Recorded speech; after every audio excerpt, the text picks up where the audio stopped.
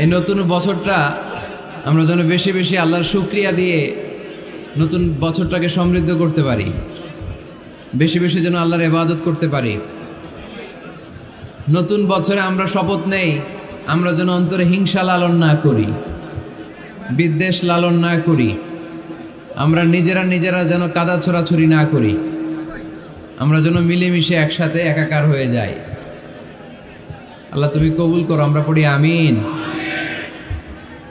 60টা জিনিস মানুষ মরে যাওয়ার পরে তার কবরে পৌঁছতে থাকে। ইন্না মিম্মা ইয়ালহাকুল মুমিন মিন হাসানাতিহি বা'দা মাউতিহি, মানুষ মরে যাওয়ার পরেও যে 60টা জিনিস তার কবরে পৌঁছায় তার মধ্যে একটা হচ্ছে মসজিদান বানাহু, সে যে মসজিদ বানিয়ে গিয়েছে ওই মসজিদের সওয়াব। সুবহানাল্লাহ পড়েন। আপনি টাকা দিয়ে মসজিদ বানিয়ে দিলেন, ওই মসজিদে মুসল্লিরা নামাজ পড়ে, রোজাদাররা এসে ওখানে ইফতার খায়, তাহাজ্জুদ আদায়কারীরা তাহাজ্জুদ পড়ে, তাদের সওয়াবের কমতি হবে না, কিন্তু তাদের সওয়াবের একটা পার্সেন্টেজ সওয়াব যে ব্যক্তি মসজিদ বানালো তার আমলনামায় আল্লাহ ঢুকিয়ে দেয়। সুবহানাল্লাহ বলতে পারলেন না?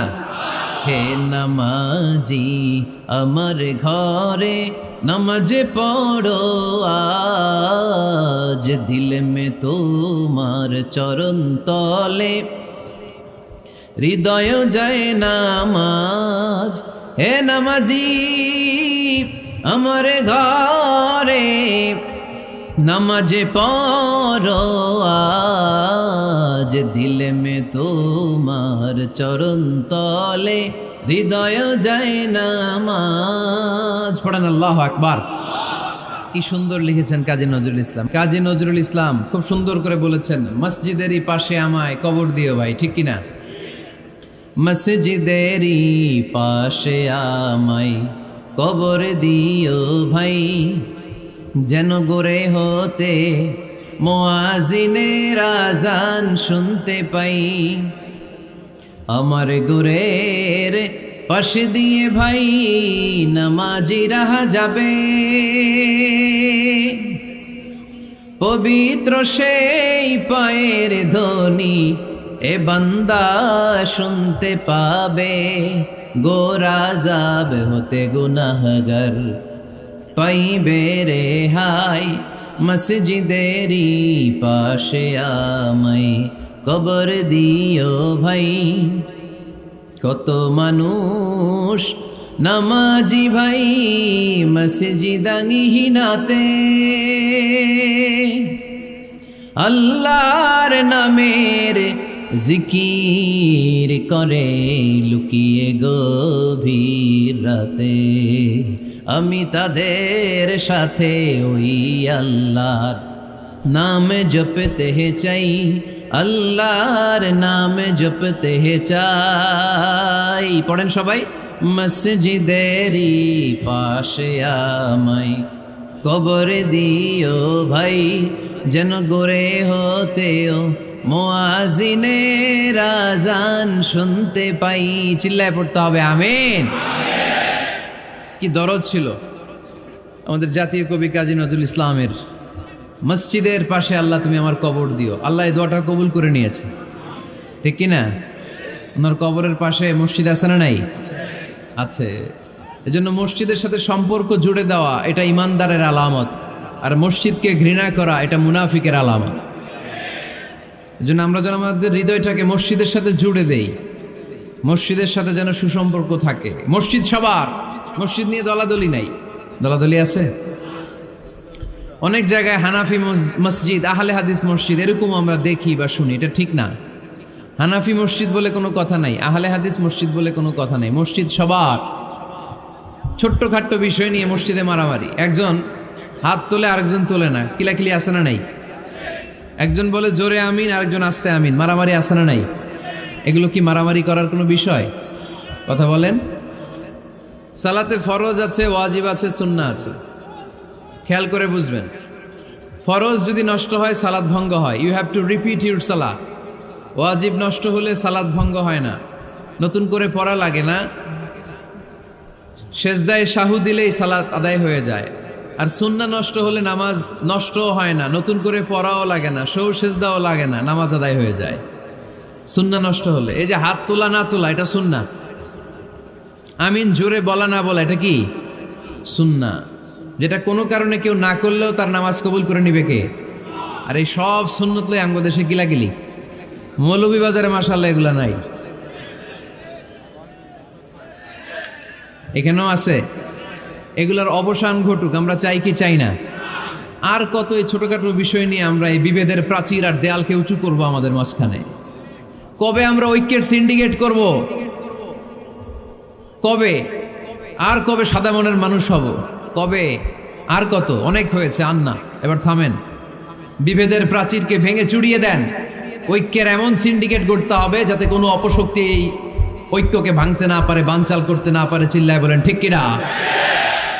এজন্য মিউচুয়াল রেসপেক্টের দরকার, পারস্পরিক শ্রদ্ধাবোধ সব ক্ষেত্রে, রাজনীতিতে, সামাজিক অ্যাক্টিভিটিসে আমাদের আলেম ওলামাদের মধ্যে পারস্পরিক শ্রদ্ধাবোধের দরকার। মিউচুয়াল রেসপেক্ট, কেউ কাউরে রেসপেক্ট করে না। আমি যেটা বুঝছি এটাই সব, বাকি সব হারাম, এরকম বলে না অনেকে?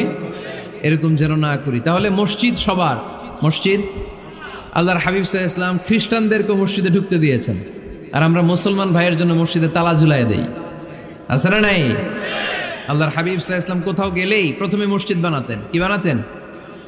মসজিদ বানাতেন। মক্কা থেকে হিজরত করে মদিনায় আসলেন, কোবায় থাকলেন কয়েক সপ্তাহ। কোবা পল্লীতে তিনি মসজিদ বানালেন, মসজিদ কোবা। ওখানে প্রতি শনিবার কেউ যদি অজু করে ওখানে যে 2 রাকাত নামাজ পড়ে, একটা কবুল উমরার সওয়াব আল্লাহ তাআলা তার আমলনামায় দিয়ে দেয়। মসজিদে কোবা বানালেন। তারপরে মদিনায় এসে মসজিদে নববী বানালেন আল্লাহর হাবিব সাল্লাল্লাহু আলাইহি ওয়াসাল্লাম, মসজিদে নববী। এটা ছিল আল্লাহ রাসূল সাল্লাল্লাহু আলাইহি ওয়াসাল্লামের বৈশিষ্ট্য। কোথাও গেলেই তিনি মসজিদ বানাতেন, মসজিদে নববী। হায় রে, এখন তো কত সুন্দর মসজিদ আমরা দেখি, আমরা যে সালাত পড়ি। আল্লাহর হাবিব সাল্লাল্লাহু আলাইহি সাল্লামের সময় মসজিদে নববী কি এরকম ছিল? কথা বলেন। ফ্লোর ছিল বালুর ফ্লোর। কিসের ফ্লোর? আমাদের মসজিদের ফ্লোর কিসের? টাইলস। আর আল্লাহ রাসূল সাল্লাল্লাহু আলাইহি ওয়াসাল্লামের মসজিদে নববীর ফ্লোর কিসের? কথা বলে না তো। আওয়াজ করে উত্তর দেন না কেন? কষ্ট হচ্ছে? দুপুরে খাইছেন না সবাই? কেন খান নাই কেন? রোজা রাখছিলেন? হ্যাঁ, ফজর বাদে আইছি। আচ্ছা ঠিক আছে, ঠিক আছে। আচ্ছা আচ্ছা, সাউন্ড নাই, কথা শোনা যায় না? তো এটা শুনলা কেমনে? জিজ্ঞেস করলাম কথা শোনা যায় না, কয় না। তো এটা শুনলা কি করে? মানে অল্প শোনা যায়, তাই তো? একটু পরে আমার বিদায় ঘন্টা বাজবে, আমি চলে যাব। এই তোমরা ডিস্টার্ব করতে করতে আমার সময় শেষ। তোমরা ডিস্টার্ব করলে তোমাদের লস। আমি আমার টাইমের 1 মিনিটে বেশি যেতে পারবো না, কারণ এখানে আসরের সালাতের আজান শুরু হয়ে যাবে, এরপরে কোনো কথা নেই। আর বক্তব্য লম্বা করা এটা বেদাত। এই বেদাতকে আমি সুন্নাতের মধ্যে আনতে চাচ্ছি। একটা সময়ে একেবারে কমায় নিয়ে আসবো। এত প্রোগ্রামও আমি করতে চাই না। আমি ঘোষণা দিয়েছি আগামী বছরে সারা বাংলাদেশে আমার প্রোগ্রাম হবে 50টা। কয়টা? 50টা। এরপরের বছর 30টা, এরপরের বছর 20টা। বিভাগীয় প্রোগ্রাম করলেই চলবে আমার। এক এক বিভাগে যে 2 দিন 3 দিন খালাস।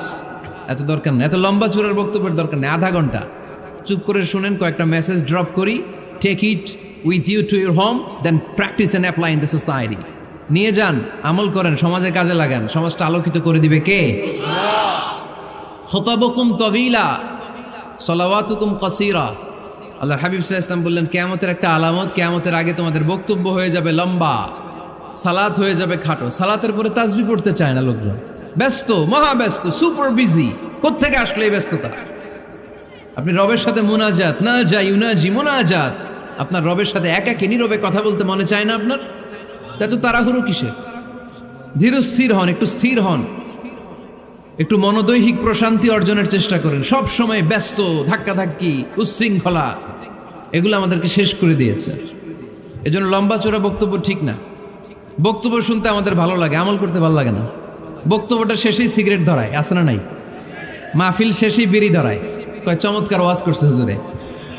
ওয়াজটা সেরকম হয়েছে, অনেক কণ্ঠ সুন্দর হুজুরের। এতদিন ইউটিউবে দেখছি, আজকে সরাসরি দেখাইছি, আছে না নাই? তো কি লাভ হয়েছে? লাভটা হয়েছে কি? এই যে মাহফিল শেষে বিড়িটা ধরাইলেন আর গেলেন, কোনো লাভ হয় নাই। এগুলো থেকে বেরিয়ে আসতে হবে। বছরের পর বছর আমাদেরকে শেখানো হয়েছে একভাবে। কেউ এই পরিবর্তনের আওয়াজ তোলে নাই, আওয়াজ আপনাকে তুলতে হবে। আওয়াজ তোলার জন্য এত মানুষ লাগে না, আপনি একাই যথেষ্ট। আপনি দাঁড়ান না সামনে, দেখবেন আপনার সামনে কেউ টিকে থাকতে পারবে না, ঠিক কিনা? কিন্তু আপনার শক্ত সিদ্ধান্ত লাগবে, পরিবর্তনের জন্য শক্ত মানসিকতা লাগবে যে আমি পরিবর্তন করতে চাই। We have to change.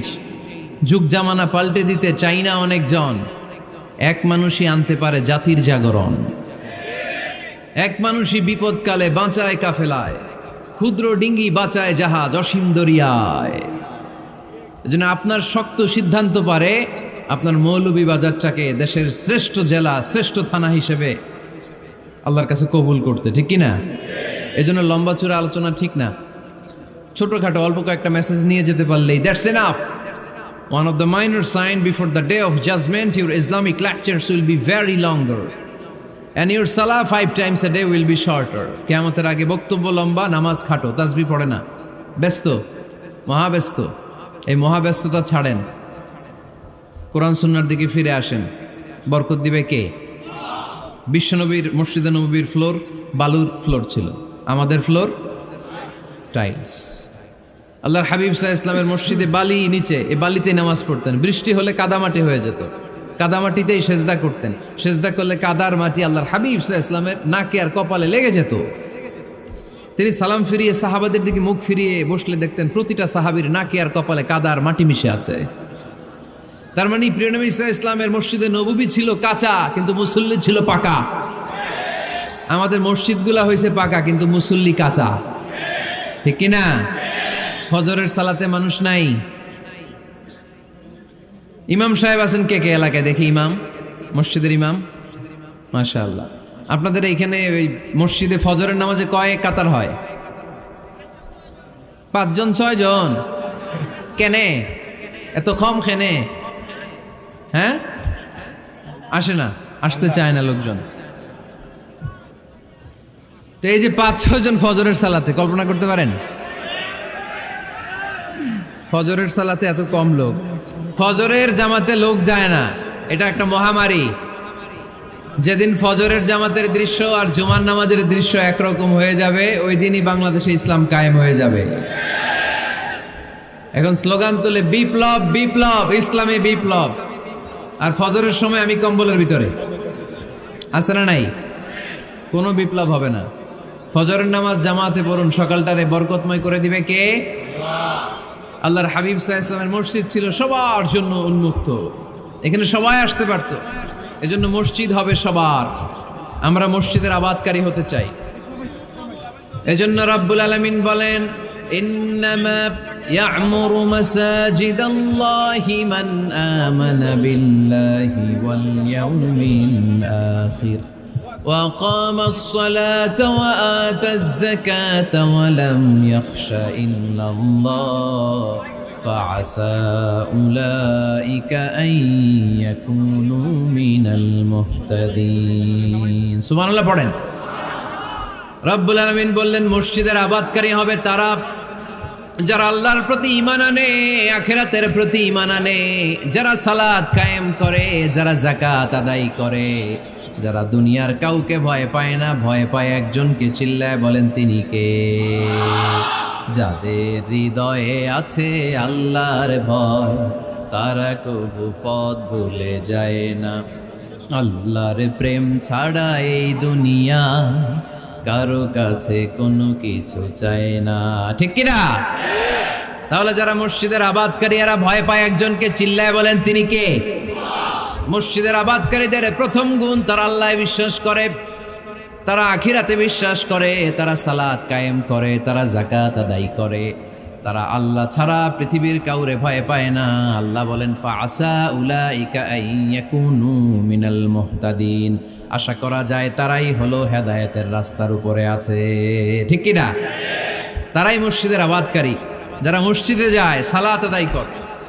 এখন মসজিদের আবাদকারী আপনি হতে চান, আপনি মসজিদে যান না, আপনি আবাদকারী হতে পারবেন? মসজিদের অনেক সভাপতি আছে, মসজিদে যায় না, আছে না নাই? মৌলভীবাজারে এই সমস্যা বোধহয় নাই। মসজিদের সেক্রেটারি মসজিদে যায় না, আছে না নাই? তাহলে হইল, এটা হইল, এটা মেনে নেওয়া যায়? এজন্য সভাপতি সাহেবরা, আপনি কষ্ট করে মসজিদ বানিয়েছেন, মসজিদে যাবেন। সভাপতি সাহেব, আপনি মসজিদে যাবেন। সেক্রেটারি সাহেব আপনি মসজিদে যাবেন, তাহলে আপনি সঠিক মসজিদের আবাদকারী হবেন, ঠিক কিনা? আমরা মসজিদের আবাদকারী হতে চাই ইনশাআল্লাহ। পড়েন উমরানুল মাসাজিদ। মসজিদের আবাদ কি করে করতে হয়? মসজিদ আবাদ করার এক নাম্বার মাধ্যম হচ্ছে মসজিদ নির্মাণ করা। কি করা? নির্মাণ করা। খেয়াল করবেন, আল্লাহর হাবিব সাল্লাল্লাহু আলাইহি ওয়াসাল্লাম বলেছেন, মান বানা মসজিদান মিন মালিহি ফিদ দুনিয়া বানাল্লাহু লাহু বাইতান ফিল জান্নাহ। যে ব্যক্তি নিজের পকেটের টাকা খরচ করে দুনিয়াতে মসজিদ বানায়, আল্লাহ তাআলা তার জন্য জান্নাতে ঘর বানায়। 60টা জিনিস মানুষ মরে যাওয়ার পরে তার কবরে পৌঁছতে থাকে। ইন্না মিম্মা ইয়ালহাকুল মুমিন মিন হাসানাতিহি বা'দা মাউতিহি। মানুষ মরে যাওয়ার পরেও যে 60টা জিনিস তার কবরে পৌঁছায়, তার মধ্যে একটা হচ্ছে মসজিদান বানাহু। সে যে মসজিদ বানিয়ে গিয়েছে, ওই মসজিদের সওয়াব। সুবহানাল্লাহ পড়েন। আপনি টাকা দিয়ে মসজিদ বানিয়ে দিলেন, ওই মসজিদে মুসল্লিরা নামাজ পড়ে, রোজাদাররা এসে ওখানে ইফতার খায়, তাহাজ্জুদ আদায়কারীরা তাহাজ্জুদ পড়ে, তাদের সওয়াবের কমতি হবে না, কিন্তু তাদের সওয়াবের একটা পার্সেন্টেজ সওয়াব যে ব্যক্তি মসজিদ বানালো তার আমল নামে আল্লাহ ঢুকিয়ে দেয়। এজন্য বেশি বেশি মসজিদ বানাতে রাজি আছেন তো? তাহলে মসজিদ আবাদ করার প্রথম মাধ্যম হচ্ছে মসজিদ বানানো। 2 নম্বর মাধ্যম হচ্ছে মসজিদে যে জামাতে সালাত আদায় করা। জামাতে সালাতুল জামাআ তাফদুলু সালাতাল ফাযযি বি27 দারাজা। ঘরে নামাজ পড়লে একা একা পড়লে যেই সওয়াব, জামাতে পড়লে 27 গুণ বেশি সওয়াব। সুবহানাল্লাহ বলতে পারলেন না? হে নামাজি আমার ঘরে নামাজ পড়ো আজ, দিলে মে তোমার চরণ তলে হৃদয় যায় নামাজ। হে নামাজি আমার ঘরে নামাজে পড়ো আজ, দিলে মে তোমার চরণ তলে হৃদয় যায় নামাজ। পড়েন আল্লাহু আকবার।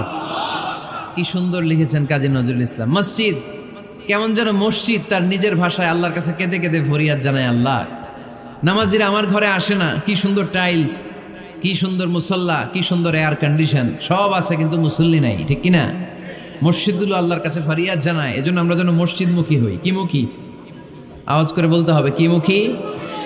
মসজিদমুখী। তাহলে মসজিদ আবাদের 1 নম্বর পদ্ধতি মসজিদ বানানো। 2 নম্বর মসজিদে বেশি বেশি যে জামাতে সালাত আদায় করা। 3 নম্বরে মসজিদের সাথে সম্পর্ক জুড়ে দেওয়া, হৃদয়টা যেন সবসময় মসজিদের সাথে লেগে থাকে। আল্লাহর হাবিব সাল্লাল্লাহু আলাইহি ওয়াসাল্লাম বললেন, সাবআতুন ইউযিল্লুহুমুল্লাহু ফি যিল্লিহি ইয়াউমা লা যিল্লা ইল্লা যিল্লু। 7 শ্রেণীর ব্যক্তিকে আল্লাহ তাআলা কিয়ামতের দিন আরশের নিচে ছায়া দিবে, যেদিন আল্লাহর আরশের ছায়া ছাড়া কোনো ছায়া পৃথিবীতে থাকবে না। সেই দিনটা কি এই দিনের মতো? কিয়ামতের দিনটা আজকের এই দিনের মতো হবে? 50,000 বছর হবে। এটা লেন্থ, এটা ডিউরেশন। কাআন সাফসাফা লা তারা ফিহা ইওয়াজা ওয়ালা আমতা। লেভেল প্লেইং ফিল্ড, তামার জমিন। একটু কল্পনা করেন তো ওই দিনটা কত ভয়ঙ্কর। বাবা ছেলেরে চিনবে না ওই দিন, ছেলে বাবারে চিনবে না, স্ত্রী স্বামীকে চিনবে না, স্বামী স্ত্রীকে চিনবে না, পীর সাহেব মুরিদ চিনবে না, মুরিদ পীর সাহেবকে চিনবে না, নেতা কর্মীকে চিনবে না, কর্মী নেতাকে চিনবে না। হায় হায়, ইয়া নাফসি ইয়া নাফসি বলে কাঁদবে। সূর্যটা মাথার কাছে চলে আসবে, সূর্যের তাপে মাথার মগজগুলো গলে গলে নাকের ছিদ্র আর কানের ছিদ্র দিয়ে টপ টপ করে বেয়ে বেয়ে পড়বে। তৃষ্ণায় মানুষগুলো পাগল পাড়া, জিহ্বাটা বের হয়ে নাভি পর্যন্ত ঝুলতে থাকবে। সেদিন সবাই পাগলের মতো ছুটতে থাকবে, কোনো ছায়া নাই আল্লাহর আরশের ছায়া ছাড়া। আল্লাহর হাবিব বললেন, 7 শ্রেণীর ব্যক্তিকে আল্লাহ তাআলা আরশের নিচে ছায়া দিবেন। এর মধ্যে 1 শ্রেণীর ব্যক্তি রাজুলুন কলবুহু মুআল্লাকুন বিল মাসাজিদ। ওই ব্যক্তি যার হৃদয়টা সবসময় আল্লাহর মসজিদের সাথে লেগে থাকে। মসজিদের সাথে যার হৃদয় লেগে থাকে তাকে আরশের নিচে ছায়া দিবে কে? এজন্য মসজিদের সাথে যেন আমাদের হৃদয়গুলো লেগে থাকে। অনেকেই দেখবেন এত ভালো নামাজে, জোহর পরে টেনশন করে আসরটা কই পড়বো, আসর পরে চিন্তা করে মাগরিবের সময় আমি কোথায় থাকবো, মাগরিবের সময় টেনশন, ইস এশাটা হয়ে গেলেই তো শেষ। এরকম লোক আছে না নাই? এদেরকে সেই কঠিন ভয়াবহ দিনে আরশের নিচে ছায়া দিবে কে? তারপরে মসজিদ আমাদের 4 নম্বর পদ্ধতি মসজিদকে পরিচ্ছন্ন রাখা, মসজিদকে ঝাড়ু দেয়া। মসজিদকে যারা পরিষ্কার করে তাদের হৃদয়ের যন্ত্রণা দূর করে দেয় কে? সাইয়েদনা ইব্রাহিম আলাইহিস সালাম এবং ইসমাঈল আলাইহিস সালামকে আল্লাহ তাআলা আদেশ করেছেন তাহহিরা বাইতিয়া লিত্তাইফিনা ওয়াল আকিফিনা ওয়ার রুকআই সুজুদ। হে ইব্রাহিম, ইসমাঈল, বাপ বেটা দুইজন মিলে মসজিদ ঝাড়ু দাও। কি ঝাড়ু দাও? মসজিদেরি ঝাড়ু বড়দার ও কামারে হাত শোনো আমারে মুনাজাত। পড়েন, শোনো শোনো ইয়া ইলাহি আমারে মুনাজাত, শোনো আমারে মুনাজাত। পড়েন আমিন। মসজিদ ঝাড়ু দেওয়া মসজিদ আবাদের অন্তর্ভুক্ত। আপনারা কেউ কোনোদিন মসজিদ ঝাড়ু দিয়েছেন নাকি? কে কে দিয়েছেন দেখি? সবাই? সবাই মসজিদের খাদেম? মাশাআল্লাহ। আমিও দিছি মসজিদ ঝাড়ু, অনেক দিছি। মাশাআল্লাহ, আল্লাহ তুমি কবুল করো। যাদের হৃদয়ে বড় জ্বালা, ফ্যামিলিতে সুখ নাই, শান্তি নাই, তারা হৃদয়ে প্রশান্তি আনতে চাইলে এতিমখানায় যাবেন, এতিমের মাথায় হাত বুলিয়ে দিবেন, এতিমের মুখে খাবার তুলে দিবেন। আপনার হৃদয়টারে নরম করে দিবে কে? আল্লাহর ঘর মসজিদে যাবেন, নিজ হাতে মসজিদটারে একটু পরিষ্কার করে দিবেন, আপনার জীবনটারে উজালা করে দিবে কে? তাহলে এগুলো করার মাধ্যমে আমরা মসজিদের আবাদ করতে চাই। আমরা মসজিদের আবাদকারী হতে চাই কি চাই না? আল্লাহর ঘর মসজিদ আবাদ করার মতো শ্রেষ্ঠ কাজ পৃথিবীতে হতে পারে না। এই মসজিদের কিছু আদব আছে, আল্লাহ রাসূল সাল্লাল্লাহু আলাইহি ওয়াসাল্লাম বলেছেন এই আদবগুলো মেনটেন করে যেন আল্লাহর ঘর মসজিদের সাথে আমরা ব্যবহার করি। মসজিদের 1 নম্বর আদব হচ্ছে মসজিদে ওযুর সাথে প্রবেশ করা। কিসের সাথে? ওযু করে পরিচ্ছন্ন হয়ে মসজিদে প্রবেশ করা। এজন্য অপবিত্র অবস্থায় গোসল ফরজ, এরকম অবস্থায় মসজিদে ঢোকা যাবে? কথা বলেন, ঢোকা যায়? যেই নারীদের মাসিক চলতেছে, মেনস্ট্রুয়েশনাল পিরিয়ড চলতেছে, ওই নারীদের পক্ষে মসজিদে ঢোকা জায়েজ আছে? নাই। তাহলে এটা হলো 1 নম্বর আদব। মসজিদে ঢোকার সময় কি করে ঢুকবো? ওযু করে। আওয়াজ করে বলেন, কি করে ঢুকবো? ওযু করে। 2 নম্বর আদব হচ্ছে মসজিদে যাওয়ার সময় সবচেয়ে ভালো জামাটা পরে যাব, সবচেয়ে ভালো পাঞ্জাবিটা পরে যাব। জান তো আপনারা? না সবচেয়ে সিরাটা পরে যান? হ্যাঁ, অনেকের নামাজের জন্য একটা পুরান জামা আছে, সিরা পাড়া, এদিকে হাত উঠাইলে দিতে দেখা যায়, আছে না নাই? সবচেয়ে সিরা পাড়াটা রাখে নামাজের জন্য, কপাল পোড়া। আর সুন্নাতে খাতনার অনুষ্ঠানে গেলে মাশাআল্লাহ লেহেঙ্গা গায়ে দেওয়া যায়, আছে না নাই? না, আপনি ইবাদতের জন্য সবচেয়ে সুন্দর জামাটা রাখবেন। এজন্য রাব্বুল আলামিন বলেন, ইয়া বানি আদম খুযু জিনাতাকুম ইনদা কুল্লি মসজিদ। ও বনি আদম, তুমি যখন আল্লাহর ঘর মসজিদে ঢুকবা, ও বনি আদম, তুমি যখন নামাজের মুসল্লায় দাঁড়াবা, তোমার সবচাইতে দামি, সবচাইতে সুন্দর জামাটা গায়ে দিয়ে তুমি নামাজে দাঁড়াও। ঠিক কি না? তাহলে এখন মসজিদে যাওয়ার সময় কি গায়ে দিয়ে যাবেন বলেন? খিতা করবাইন? হ্যাঁ, মাশাআল্লাহ। হ্যাঁ, সবচেয়ে ভালো কাপড়টা আয়রন করে পারফিউম মেখে তারপরে আমরা যাব। রাজি আছেন তো? 3 নম্বর আদব হচ্ছে মসজিদে ঢোকার সময় বাম পা দিয়ে ঢুকতে হয়।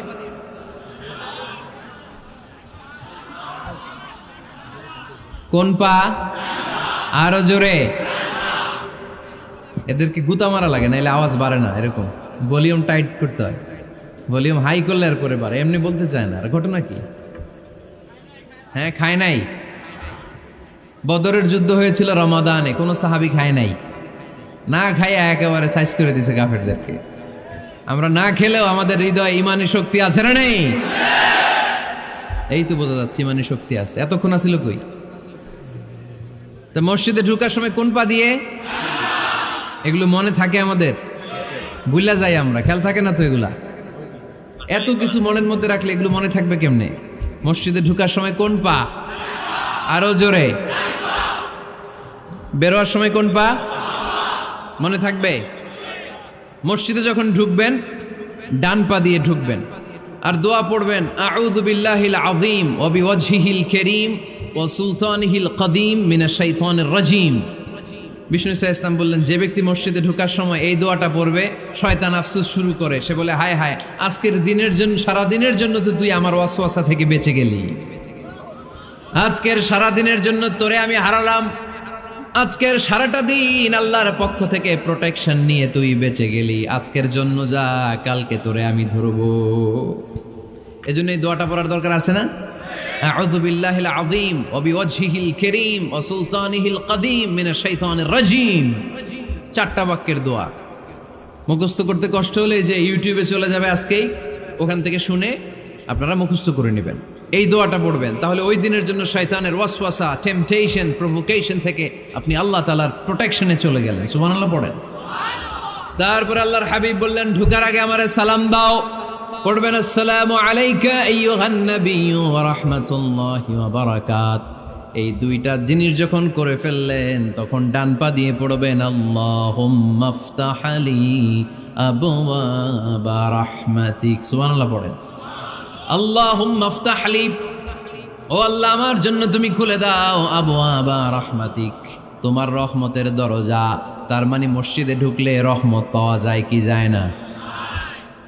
মসজিদে ঢুকলে পাওয়া যায় রহমত। মসজিদের বাইরে রহমতের কথা আল্লাহ বলে নাই, মসজিদের ভিতরে রহমত। কোথায় রহমত? কোথায়? মসজিদের ভিতরে রহমত আছে না? তার প্রমাণ, মসজিদে ঢুকলেই শান্তি লাগে কেমন জানি, আর ঘুমে ধরে। মসজিদে ঘুমাইছেন কারা কারা দেখি? সবাই ঘুমাইছেন? আরে আমি কত ঘুমাইছি। জুমার নামাজের সময় যে কি ঘুম আসে, আসে আসে কমন পড়ছে, একেবারে কমন পড়ে গেছে। ঘুম আসে কারণ রহমত, রহমতের ঝিরি ঝিরি বাড়ি ধারা আল্লাহ তাআলা আরশের উপর থেকে নাজিল করতে থাকে। আর এই রহমতের কারণে হৃদয়টা প্রশান্ত হয়ে যায়, অনেকের ঘুমও চলে আসে, ঠিক কি না? এজন্য আল্লাহুম্মা আফতাহ লি আবওয়াবা রাহমাতিক, ও আল্লাহ তোমার রহমতের দরজাগুলো আমার জন্য খুলে দাও। এই দোয়া পড়লে রহমতের দরজা খুলে দেয় কে?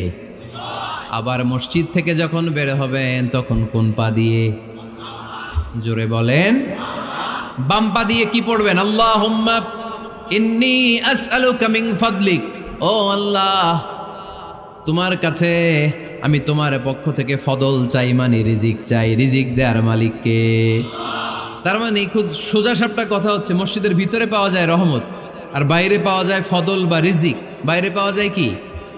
রিজিক। মসজিদের ভিতরে রিজিক আছে। তার মানে সারাদিন মসজিদে বসে থাকলে রিজিক মিলবে? নামাজের সময় নামাজ পড়তে হবে, কাজের সময় কাজ করতে হবে। এটাই হচ্ছে ইসলামের বিধান। নামাজের সময় নামাজ, কাজের সময়। আমি প্রশ্ন করবো, আওয়াজ করে উত্তর দেন। নামাজের সময়, কাজের সময়, নামাজের সময়, কাজের সময়। এটা মনে থাকবে। এজন্য আল্লাহ বললেন, ফাইদা কুদিয়াতিস সালাতু ফান্তাশিরু ফিল আরদি ওয়াবতাগু মিন ফাদলিল্লাহ। যখন তোমাদের সালাত শেষ হয়ে যায়, আল্লাহর রিজিক অন্বেষণের জন্য আল্লাহর জমিনে তোমরা ছড়িয়ে যাও। নামাজের সময় আসবেন, নামাজ শেষ বের হয়ে যান। ফান্তাশিরু ফিল আরদ, জমিনে ছড়িয়ে পড়ো। নামাজ শেষ, চেয়ারম্যান সাহেব চলে যাবে ইউনিয়ন পরিষদের ভেতরে, ছাত্ররা চলে যাবে হাই স্কুলে, মেম্বার অফ দ্য পার্লামেন্ট চলে যাবে সংসদে, সেনাবাহিনীর লোকেরা চলে যাবে ক্যান্টনমেন্টে, ব্যবসায়ীরা চলে যাবে তাদের বাজারে, সিএনজি ওয়ালারা সিএনজি নিয়ে ব্যবসা শুরু করবে, রাস্তায় নেমে যাবে। চিল্লায় বলেন ঠিক কিনা? এটাই ইসলামের বিধান। নামাজের সময় নামাজ, কাজের সময়। আচ্ছা, তাহলে প্রথম সুন্নাত পেলাম, পবিত্র হয়ে ঢুকবো, ভালো জামা পরে ঢুকবো। 2 নাম্বার। 3 নাম্বার, ঢুকার সময় কোন পা? বের হওয়ার সময়। 4 নাম্বার, মসজিদে ঢুকেই 2 রাকাত। মসজিদে ঢুকে কয় রাকাত পড়েন আপনারা? তাহিয়াতুল মসজিদ। মসজিদে আপনি ওয়েলকাম জানাবেন, ঢুকেই 2 রাকাত পড়বেন, ওযু করলেই 2 রাকাত। আল্লাহর হাবিব সাল্লাল্লাহু আলাইহি ওয়াসাল্লাম মসজিদে নববীতে জুমার খুতবা দিচ্ছেন। খুতবা চলাকালীন সময়ে এক সাহাবী এসে মসজিদের মধ্যে বসে পড়লেন। আল্লাহর হাবিব সাল্লাল্লাহু আলাইহি ওয়াসাল্লাম সাহাবীরে বললেন দাঁড়াও। সাহাবী দাঁড়ালেন। আল্লাহর নবী জিজ্ঞেস করলেন, কেন বসে বললা? 2 রাকাত পড়ছো নাকি? সাহাবী বলে, পড়ি নাই। বিশ্বনবী বললেন, তাহলে তাড়াতাড়ি 2 রাকাত নামাজ পড়ে বসে যাও। সুবহানাল্লাহ পড়েন। 2 রাকাত পড়ো নাই তো পড়ো, দাঁড়াও, তারপরে বসো। দেখেন, খুতবা চলাকালীন সময়ে আমাদের খতিবরা কখনো খুতবা থামায়? কথা বুঝেন নাই? জুমার খুতবা আপনারা শুনেন না? খুতবা চলতেছে, ওই মুহূর্তে ইমাম সাহেবরা কখনো খুতবা থামায়? মাঝখানে কোনো ঝামেলা হলে থামায় না। প্রথম খুতবা শেষ, বসে, তারপরে দ্বিতীয় খুতবা। খুতবার মাঝখানে কোনো থামাথামি নাই। কিন্তু আল্লাহর হাবিব সাল্লাল্লাহু আলাইহি সাল্লাম কেমন খতিব ছিলেন দেখেন। আল্লাহর হাবিব সাল্লাল্লাহু আলাইহি সাল্লামের খুতবা দেওয়ার স্টাইল অ্যান্ড অ্যাটিটিউড এবং আমাদের খুতবা দেওয়ার স্টাইল অ্যান্ড অ্যাটিটিউড আল্লাহ রাসূল সাল্লাল্লাহু আলাইহি ওয়াসাল্লামেরটা কত প্রাণবন্ত ছিল। আল্লাহ রাসূল সাল্লাল্লাহু আলাইহি ওয়াসাল্লাম সোসাইটি ওরিয়েন্টেড একজন পার্সোনালিটি ছিলেন, সমাজের মানুষ কেন্দ্রিক, খুব সামাজিক ছিলেন আল্লাহ রাসূল সাল্লাল্লাহু আলাইহি ওয়াসাল্লাম। তিনি দেখলেন একজন বসে পড়ছে, উনি খুতবা থামায় দিলেন, জুমার খুতবা থামায় বললেন, এই নামাজ পড়ছো না, পড়ো 2 রাকাত পড়ো। আবার খুতবা শুরু করলেন, সুবহানাল্লাহ পড়বেন না? একবার তিনি খুতবা দিচ্ছেন, দেখলেন আল্লাহ রাসূল সাল্লাল্লাহু আলাইহি ওয়াসাল্লামের 2 জন নাতি হাসান আর হুসাইন রাদিয়াল্লাহু তাআলা আনহুমা, ছোট্ট মানুষ, কাতারের ভিতরে ঢুকে কোন সাহাবী টুপি টান দেয়, কারো পাগড়ি ধরে টান দেয়, একজন এদিকে দৌড় দেয়, আরেকজন ওদিকে দৌড় দেয়, মসজিদে একটা ডিস্টার্ব হচ্ছে। আল্লাহর হাবিব সাল্লাল্লাহু আলাইহি ওয়াসাল্লাম খুতবা থামিয়ে দিলেন, মিম্বার থেকে নেমে আসলেন, 2 নাতিকে 2 হাতে ধরলেন, ধরে আস্তে করে জান্নাতের এই 2 সর্দারকে নিয়ে মিম্বারের উপরে দাঁড়ালেন, এই হাতে এই নাতি, ওই হাতে আরেক নাতি। এরপর দাঁড়িয়ে দাঁড়িয়ে তিনি বাকি খুতবা দিলেন, পড়েন সুবহানাল্লাহ। কত প্রাণবন্ত খুতবা! উনিও খুতবা দিতেন, আমরাও খুতবা দেই। আল্লাহর হাবিব সাল্লাল্লাহু আলাইহি ওয়াসাল্লাম খুতবা দিচ্ছেন, এক সাহাবী এসে বলল, ইয়া রাসূলুল্লাহ, মদিনায় দুর্ভিক্ষ, বৃষ্টি নাই, আপনি বৃষ্টির দোয়া করেন। রাসূল সাল্লাল্লাহু আলাইহি ওয়াসাল্লাম খুতবা থামায় দিলেন, থামায় দিয়ে দোয়া শুরু করলেন, আল্লাহুম্মা আসকিনা গাইসান মুগীসান মারিআন মুরিআন নাফিআন গায়রা দার আজিলান গায়রা আজল। আল্লাহ উপকারে বৃষ্টি দেন, যে বৃষ্টিতে আমাদের ফসল জন্মাবে, সবুজ ঘাস লতা পাতা জন্মাবে, আমাদের গবাদি পশুর রিজিক বাড়বে, এরকম উপকারী বৃষ্টি আমাদেরকে দিয়ে মদিনাটারে ধন্য করে দেন। বৃষ্টি শুরু হলো, জুমাবার বৃষ্টি, শনি রবি সোম মঙ্গল বুধ বৃহস্পতি শুক্র, টানা 7 দিন বৃষ্টি। এবার বৃষ্টির চোটে মদিনায় বন্যা হয়ে গেছে। এতদিনে দুর্ভিক্ষ, এতদিনে কি, এখন বৃষ্টির বরকতের দোয়া করছে, বৃষ্টিতে এবার বন্যা। যেই সাহাবী বৃষ্টির জন্য দোয়া করতে বলেছিলেন, পরের জুমাবারের খুতবার সময় এসে ওই সাহাবী বলেন, ইয়া রাসূলুল্লাহ, আবার খুতবার মাঝখানে, ইয়া রাসূলুল্লাহ, আর বৃষ্টির দরকার নাই, আর দরকার নেই, এবার বৃষ্টি বন্ধের দোয়া করেন। আল্লাহর হাবিব সাল্লাল্লাহু আলাইহি ওয়াসাল্লাম খুতবা থামিয়ে আবার বন্ধের দোয়া, আল্লাহুম্মা হাওয়ালাইনা ওয়ালা আলাইনা, হে আল্লাহ আমাদের চারিদিকে দেন, মদিনাতে আর বৃষ্টির দরকার নাই। চিল্লায় পড়েন সুবহানাল্লাহ। এজন্য খতিব হবে এরকম প্রাণবন্ত খতিব। সমাজে কি চলে, কি ক্রাইসিস, কি সংকট, ইয়াংরা কোন সমস্যায় ভোগে, আমাদের রাজনৈতিক অঙ্গনে কি সমস্যা, আমাদের অর্থনৈতিক অঙ্গনে কি সমস্যা, আমাদের সামাজিক অঙ্গনে কি সমস্যা, আমাদের পরিবারগুলোর ভেতরে কি ঝামেলা, প্রত্যেকটা কথা মসজিদের মিম্বার থেকে আসার দরকার আছে না নাই? আল্লাহর হাবিব সাল্লাল্লাহু আলাইহি ওয়াসাল্লাম এভাবেই সমাজকে ঠিক করে দিতেন। 2 রাকাত মসজিদে ঢুকে আজকে থেকে আমরা পড়ব। মসজিদে ঢুকলেই কয় রাকাত মনে থাকবে না ভুলে যাবেন?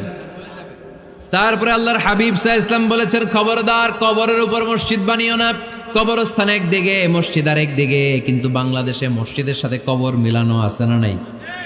ছোট্ট একটা মসজিদ, কিন্তু এত বড় বাবার কবর আছে না নাই?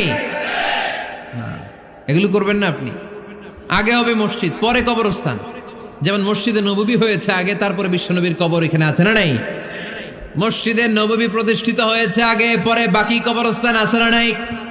কিন্তু কোন আল্লাহর ওলির কবরস্থানের উপরে যদি মসজিদ বানান, তার উপর লানাত দিয়েছে কে? লাআনা রাসূলুল্লাহ আলাল ইয়াহুদ ওয়ান নাসারা ইত্তাখাযু কুবুর আমবিয়াইহিম মাসাজিদা।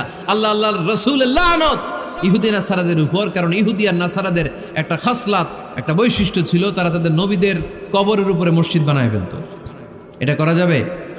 এজন্য এলাকায় এলাকায় এই ঝামেলা, কবর আর মসজিদ হবে আলাদা। আবার মসজিদের কেবলার দিকে যেন কবরস্থান না হয়, তাহলে শিরক হওয়ার সম্ভাবনা আছে না নাই? খুব সাবধান, আল্লাহ সব মাফ করে কিন্তু শিরক মাফ করে না, ঠিক কি না? শিরক হচ্ছে মহাপাপ, সব পাপের বাপ। এজন্য আমরা সব করলেও শিরকের গুনাহ মুসলমান কখনো করতে পারে।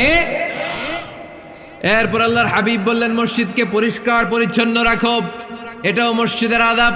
মসজিদে আতর লাগিয়ে দেন, বাখুর জ্বালিয়ে দেন। আপনাদের এই এলাকার মধ্যে তো বাখুরের অভাব নাই, আগরের অভাব নাই, ঠিক কিনা? গতকাল প্রোগ্রাম ছিল কই? সুজানগর, আগরের রাজধানী। আগর চিনেননি আপনারা? হ্যাঁ, এই যে দেহনেল উদ পারফিউম, আপনাদের এই যে মাহাতাব সাহেবের আল হারামাইন, এরপরে যে আজমল কোম্পানি, এও আপনাদের এই মৌলভীবাজার এলাকার। এরকম অনেক কোম্পানি আছে দুবাই ভিত্তিক, গোটা বিশ্বে ওনারা ব্র্যান্ডিং করেছে। এগুলোর র ম্যাটেরিয়াল, কাঁচামাল যায় হচ্ছে আপনাদের মৌলভীবাজার থেকে। সম্মানিত ভাইয়েরা, মসজিদ পরিষ্কার পরিচ্ছন্ন রাখবেন, এই বাখুর জ্বালাবেন, দেহনেল উদ, এই পারফিউমগুলো ছড়িয়ে দিবেন। মসজিদের মধ্যে অনেক মসজিদে দুর্গন্ধ আছে না নাই? এই কার্পেটের মধ্যে ময়লা, পরিষ্কার করেন। আল্লাহর হাবিব সাল্লাল্লাহু আলাইহি ওয়াসাল্লাম বলেছেন, খবরদার। আম্মা জান আয়েশা বর্ণনা করেন, আমার রাসূলুল্লাহ সাল্লাল্লাহু আলাইহি ওয়াসাল্লাম বিবিনাইল মসজিদ ফি দুয়ার, ওয়া আন তুতাইয়াবা ওয়া তুনাজ্জাফ, আমরা যেন এলাকা এলাকায় মসজিদ বানাই, মসজিদগুলোকে যেন পারফিউম দিয়ে আতর দিয়ে সুগন্ধময় করে দেয়, বিশ্বনবী আদেশ করেছেন। সুবহানাল্লাহ পড়েন। এজন্য কোনো অপরিচ্ছন্ন মসজিদ থাকতে পারবে না। মসজিদের পাশ দিয়ে গেলে আতরের ঘ্রাণে আমোদ হয়ে লোকজন যেন বুঝতে পারে এটা আল্লাহর ঘর, মসজিদ। চিল্লায় বলেন ঠিক কি না? এরপরে আল্লাহর হাবিব সাল্লাল্লাহু আলাইহি ওয়াসাল্লাম বলেছেন মসজিদের আরেকটা আদব হলো মসজিদকে অতিমাত্রায় ডিজাইন না করা। বেশি ডিজাইন করা যাবে না।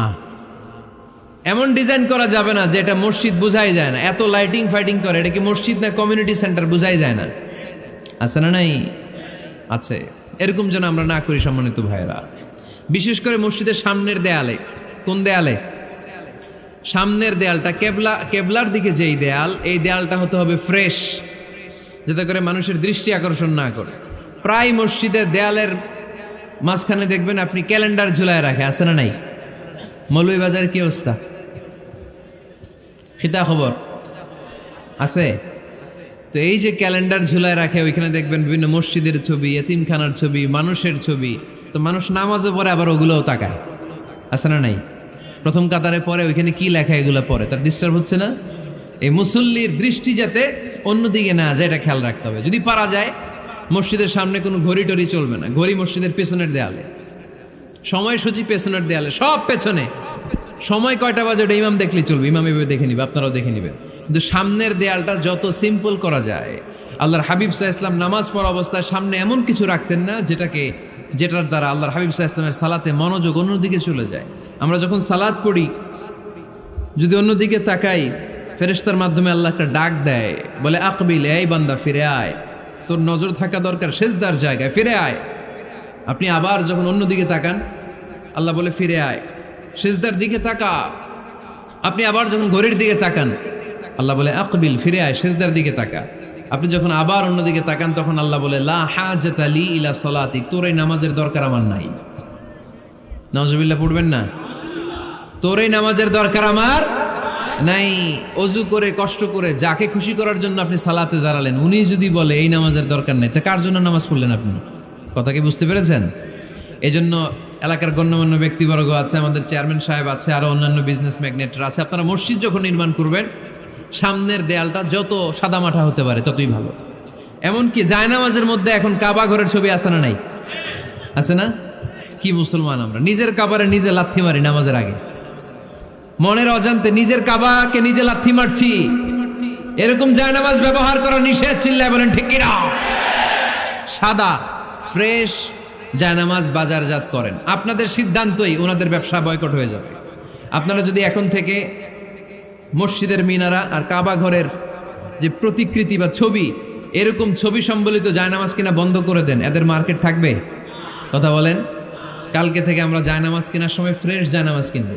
কোনো মসজিদ, কোনো মিনার, আমাদের কাবা ঘরের ছবি সম্বলিত কোনো জায়নামাজ কিনা যাবে? আওয়াজ করে বলেন, যাবে? যাবে না। এগুলো হচ্ছে মসজিদের আদাব। এগুলো রক্ষা করে মসজিদে ঢোকার দরকার আছে না নাই? পৃথিবীতে 3টা মসজিদ সবচাইতে শ্রেষ্ঠ মসজিদ। কয়টা? আওয়াজ করে বলেন না। 1 নাম্বার মসজিদুল হারাম, ফাওয়াল্লু উজুহাকুম শাতরা। যেখানেই তোমরা নামাজ পড়ো না কেন, মসজিদের হারামের দিকে হয়ে নামাজ পড়ো। কেবলা কোন দিকে আজকে? এদিকে, এইদিকে কেবলা। আমি যদি এদিকে হয়ে পড়ি, নামাজ হবে না? হবে না কেন? কারণ কেবলামুখী হয়ে নামাজ পড়া ফরজ। চিল্লায় বলেন ঠিক কিনা? মসজিদুল হারাম পৃথিবীর প্রথম মসজিদ। ওখানে একটা ঘর আছে, ঘরটার নাম হলো কাবা। ইন্না আউওয়ালা বাইতিন উদিআ লিন-নাসি লাল্লাযী বিবাক্কাতা মুবারাকা। এই পৃথিবীর প্রথম ঘর, যেই ঘরটা স্থাপিত হয়েছে বাক্কা শহরে। বাক্কা মক্কার আগের নাম, এখন শহরের নাম মক্কা। আগে নাম ছিল কি? সবাই বলেন, কি নাম ছিল? বাক্কা। এটা পৃথিবীর আদি ঘর। সব নবীদের পরশধন্য পদধূলিতে এই জায়গাটা বরকতময় হয়েছে। এটা এমন ঘর, যেই ঘরের চারদিকে 1 রাকাত নামাজ পড়লে 1 লক্ষ রাকাতের সওয়াব পাওয়া যায়। হজ উমরা করেছেন কে কে দেখি? হজ উমরা করেছেন আপনারা না? মাশাআল্লাহ। আমরা যারা করতে পারি নাই, আল্লাহ তাদেরকেও তৌফিক দাও। আমরা যেন এই কাবা ঘরে যে প্রাণ ভরে সালাত আদায় করতে পারি, আল্লাহ তৌফিক দান করো। আমরা যেন মসজিদে নববীতে যে প্রাণ ভরে সালাত পড়তে পারি, তৌফিক দান করো। আল্লাহর হাবিব সাল্লাল্লাহু আলাইহি ইসলামের কবরের সামনে দাঁড়িয়ে যেন আমরা প্রাণ খুলে মন প্রাণ উজাড় করে বিশ্বনবী সাল্লাল্লাহু আলাইহি ইসলামকে সালাম দিতে পারি। আল্লাহ তৌফিক দান করো। এই কাবা ঘরকে কেন্দ্র করে প্রতিদিন 100টা রহমত নাজিল হয়। আওয়াজ করে বলেন কয়টা? আল্লাহর হাবিব বললেন প্রতিদিন প্রতিনিয়ত 100টা রহমত নাজিল হতেই থাকে। সিত্তুন আলিত তাইফিন, 60টা রহমত তাদের উপর নাজিল হয় যারা কাবা ঘরের চারদিকে তাওয়াফ করে। আরবাঈন আলিল মুসাল্লিন, বাকি 40টা নাজিল হয় যারা কাবা ঘরের পাশে নামাজ পড়ে। ওয়া 20 আলিন নাযিরিনা ইলাল কাবা, বাকি 20টা রহমত প্রতিনিয়ত নাজিল হয় যারা তাওয়াফ করে না, সালাত আদায় করে না, শুধু কাবার গিলাফের দিকে তাকিয়ে থাকে। কাবার দিকে তাকায় থাকলেই সওয়াব। সুবহানাল্লাহ পড়েন। এক রাকাতে কয় লক্ষ রাকাতের সওয়াব। এজন্য আল্লাহর হাবিব সাল্লাল্লাহু আলাইহি ওয়াসাল্লাম বলেছেন, লা তুশাদ্দুর রিহাল ইল্লা ইলা সালাসাতি মাসাজিদা, স্পেশাল ভার্চু এন্ড রিওয়ার্ড, বিশেষ সওয়াবের নিয়তে পৃথিবীর এই 3টা জায়গা ছাড়া কোথাও নিয়ত করে ভ্রমণ করা জায়েজ নাই। এক হচ্ছে মসজিদুল হারাম, 2 হচ্ছে মসজিদ নববী, 3 হচ্ছে মসজিদুল আকসা। এই 3টা মসজিদ ছাড়া পৃথিবীর কোনো মসজিদে নিয়ত করে সফর করা যাবে না। বিশেষ নিয়তে সফর করা যাবে না, যে আমি যদি এই মৌলভীবাজারের জামে মসজিদে যাই বেশি সওয়াব পাওয়া যাবে, এই নিয়তে সফর করা যাবে না। বেশি সওয়াব শুধু এই 3 মসজিদে। মসজিদুল হারামে 1 রাকাতে কত রাকাতের সওয়াব? কথা কয় না, বুঝে নাই বোধহয়। কয় লক্ষ? আর মসজিদে নববীতে 1 রাকাতে 1000 রাকাতের সওয়াব। আরেক বর্ণনায় আছে 50,000, বর্ণনাটা দুর্বল। সহিহ বর্ণনায় এসেছে 1 রাকাতে 1000 রাকাতের সওয়াব। মসজিদুল আকসায় সালাত পড়লে 1 রাকাতে, এক বর্ণনায় এসেছে 250 রাকাতের সওয়াব, আরেক বর্ণনায় এসেছে 500 রাকাতের সওয়াব। এই 3টা মসজিদ ছাড়া যে নামাজ পড়লে বেশি সওয়াব হবে, এই নিয়তে সফর করা যাবে? চিল্লায় বলেন যাবে। তবে মসজিদটা দর্শন করার জন্য যেতে পারবেন। মসজিদটা দেখতে কেমন, এটার ক্যালিওগ্রাফিক্যাল ডিজাইন কেমন, এটার আর্কিটেকচারাল ডিজাইন কেমন, এটার দৃষ্টিনন্দন সৌন্দর্য কেমন, মসজিদটা দেখতে কেমন, দেখতে যেতে পারবেন। কিন্তু বিশেষ সওয়াব রিওয়ার্ড এই 3টা মসজিদ ছাড়া অন্য কোনো মসজিদের জন্য হবে না। এই মসজিদ হচ্ছে আমাদের সামাজিক ঐক্যের কেন্দ্রবিন্দু। এটা হচ্ছে আমাদের